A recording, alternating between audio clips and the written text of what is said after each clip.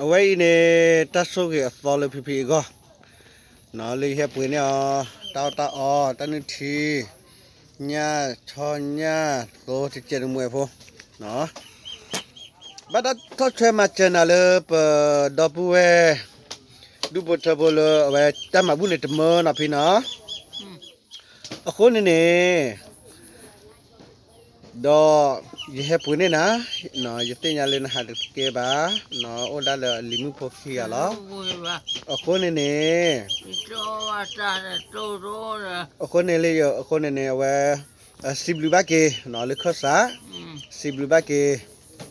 เลยพี่ข้อสาสิบลูกบาเกดับเว้เลยตัวเต่ามาเสดา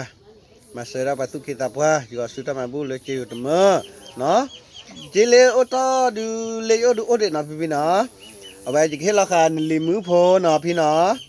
จิกมันลิมือโพปีดอยู่ในตาเนาะโอเคนี่พี่เดี๋ยวก็ตัวเซลวาดาเตระดับบ้าหรือเปล่าคนนี้ไปคิวกันจุลปะเลยเอาไว้สอดเชิญมาเสดาเทพะกันนะเพื่อปวดนิดเก๋เนาะตับดูตัวมาล้อตับดูตัวมาล้อเนาะพี่เนาะตับดูเนาะจะหาตีละบ้าพี่เวเนาะแกพี่เนี่ยโอ้เปิดนี่แหละคุยชิกิเนาะพี่เวแต่โอ้คุยชีเด็กขี้นี่เนาะคนนี้จะสับเปลือกดูมาเนาะ